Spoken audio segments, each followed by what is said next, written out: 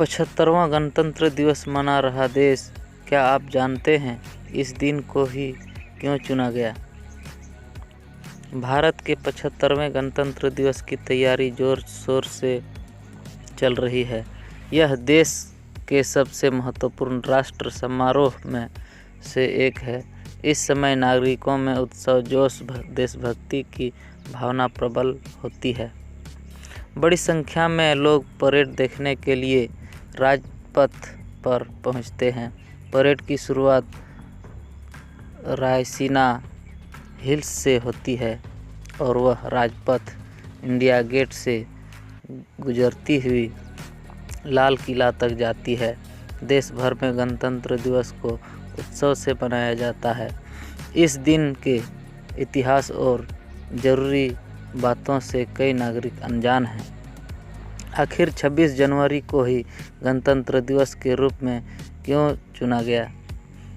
क्यों 2 महीने देरी के बाद भारतीय संविधान लागू किया गया?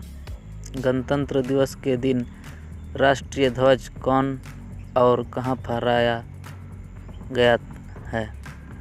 झंडा फहराने का तरीका 15 अगस्त के ध्वजारोहण से कितना अलग होता है?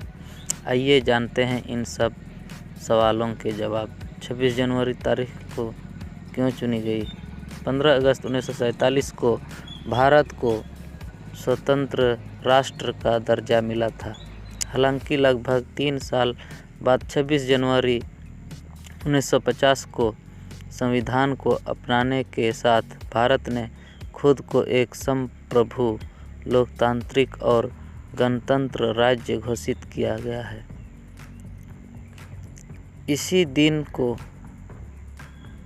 तब से गणतंत्र दिवस के रूप में मनाया जाता है। 26 जनवरी की तारीख को चुनने के पीछे एक हिस्सा बताया है। भारतीय राष्ट्रीय कांग्रेस ने दिसंबर 1929 में लाहौर अधिवेशन में ऐतिहासिक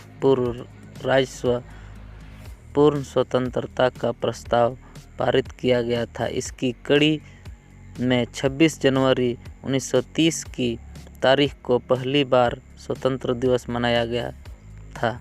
आज़ादी मिलने के बाद 15 अगस्त 1947 को आधिकारिक रूप से स्वतंत्रता दिवस घोषित किया गया। 26 जनवरी को तारीख के महत्व को बरकरार रखने के लिए इसी दिन साल 1950 में संविधान लागू किया गया, जिसके बाद 26 जनवरी को गणतंत्र दिवस घोषित किया गया। 2 महीने देरी से क्यों लागू हुआ संविधान? देश का संविधान बनाने के लिए संविधान सभा का गठन हुआ था। इसमें कुछ 22 समितियां थीं। इनमें प्रारूप समिति सबसे प्रमुख समिति थी, जिसका काम पूर्ण संविधान का निर्माण करना था। प्रारूप समिति के अध्यक्ष डॉक्टर भीमराव अंबेडकर थे। 2 साल 11 महीने और 18 दिन की मेहनत के बाद दुनिया का सबसे बड़ा लिखित संविधान तैयार किया गया। डॉक्टर अंबेडकर ने संविधान सभा के अध्यक्ष डॉक्टर राजेंद्र प्रसाद को 26 नवंबर 1949 को भारतीय संविधान सौंप दिया, लेकिन इसके लागू करने के लिए 2 महीने की देरी की गई। तर्क दिया जाता है कि 26 जनवरी के पूर्ण स्वराज के ऐलान के महत्व को कायम रखने के लिए संविधान को 2 महीने बाद लागू किया गया। इस तरह 26 जनवरी 1949 की जगह 26 नवंबर 1949 की जगह 26 जनवरी 1950 को पहला गणतंत्र दिवस मनाया गया था। नागरिक के बीच संवैधानिक मूल्यों को बढ़ावा देने के लिए 2015 से सरकार ने 26 नवंबर को संविधान दिवस मनाने का फैसला किया है। 26 नवंबर 1949 की जगह 26 जनवरी 1950 को पहला गणतंत्र दिवस मनाया गया। कहाँ और कौन फहराता है झंडा? 1950 में भारत को संप्रभु लोकतांत्रिक गणराज्य घोषित किए जाने के बाद डॉक्टर राजेंद्र प्रसाद ने गवर्नमेंट हाउस के दरबार हॉल में भारत के पहले राष्ट्रपति के रूप में शपथ ली। इसके बाद उनके काफिले ने इरविन स्टेडियम तक 5 मील का रास्ता तय किया, जहां उन्होंने राष्ट्र ध्वज फहराया। राष्ट्रपति ने झंडा फहराकर परेड की सलामी ली। इस दिन को बाद में राष्ट्रीय अवकाश घोषित किया गया। संविधान को देखें तो राष्ट्रपति भारत सरकार का संवैधानिक प्रमुख होता है।